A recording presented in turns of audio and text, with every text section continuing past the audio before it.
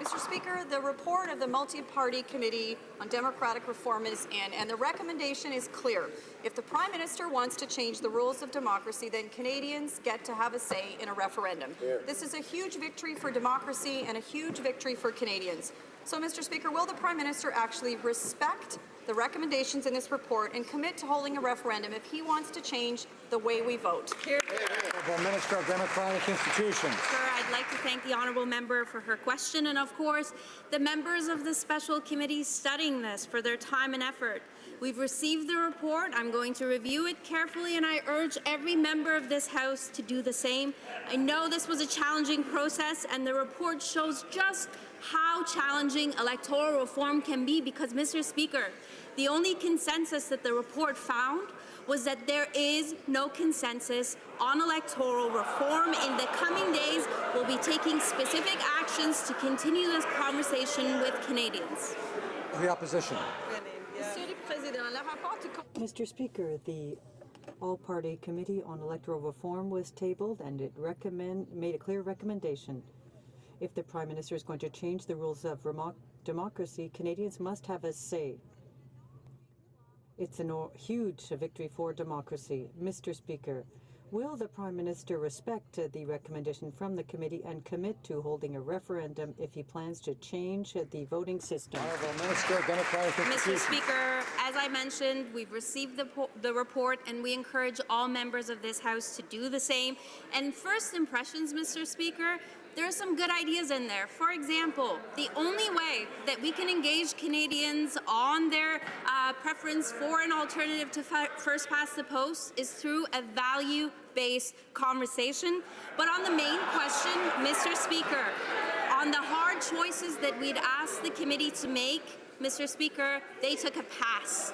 The NDP critics said, choose your own adventure. I thank the committee for their time, and we'll continue this conversation. Leader of the Opposition. Mr. Speaker, this is unbelievable. The multi-party committee spoke, and they were clear. Canadians have also spoken that a referendum needs to be done.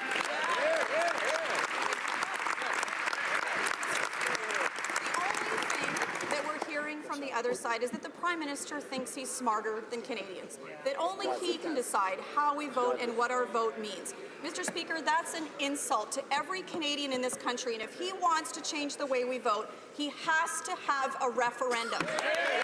Honourable Minister of Democratic Institutions. To the contrary, Mr. Speaker, our Prime Minister asked that we bring together a special committee to study the options available to us and to recommend a specific system as an alternative to first past the post. Mr. Speaker, we asked the committee to help answer very difficult questions for us. They did not do that.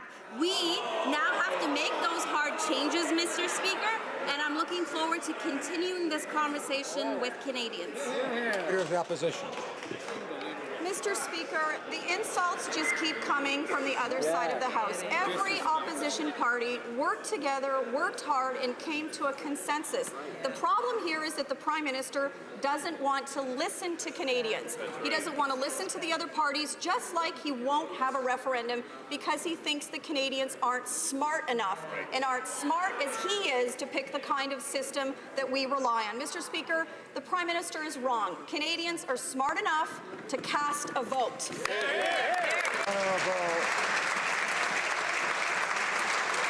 The Honourable Minister of Democratic Institutions. Order. Mr. Speaker, Canadians are smart, reasonable people, and we're doing this for them. The committee did not offer a specific alternative to first past the post. Instead, they offered us the Gallagher Index, Mr. Speaker.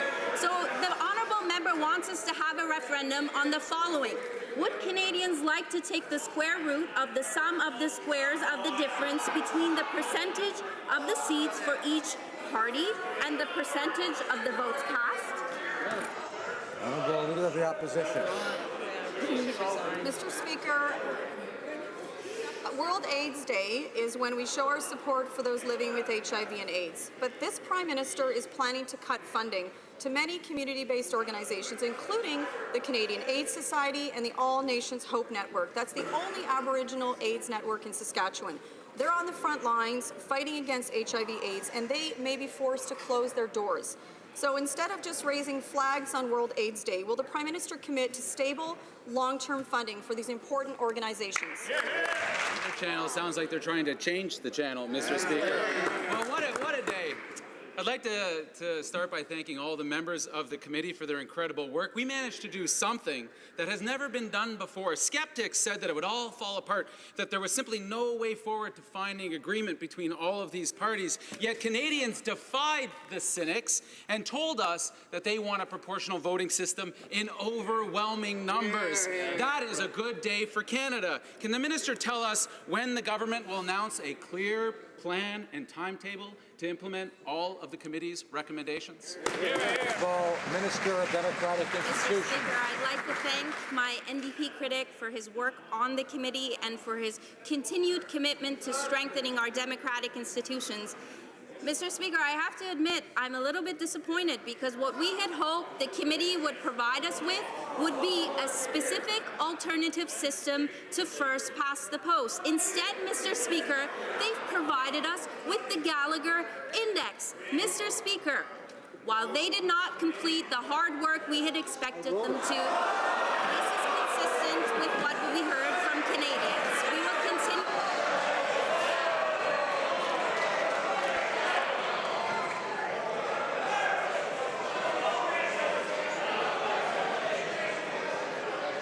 Order. We're losing time from question period. Taking time up from question period. The honourable member for Skeena Bulkley Valley. I want to say I appreciate the feedback, but the committee worked together.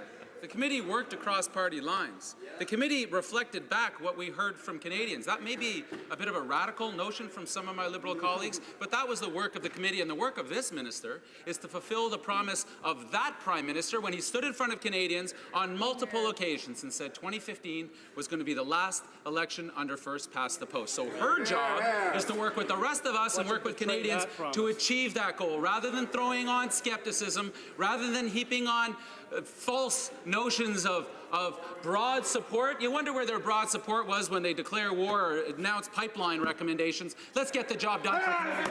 The Honourable Minister of Democratic Institutions. Mr. Speaker, the honourable member has a point. There were some good recommendations in the report. For example, the best way to have a conversation with Canadians about their electoral system is through a value-based approach. To that end, Mr. Speaker, we'll be continuing this conversation with Canadians through a digital initiative. Members in this House are expected to allow their constituents to know that it's happening and ensure that their voices are heard. We will be introducing recommendations to this House based on all the feedback we've received, Mr. Speaker.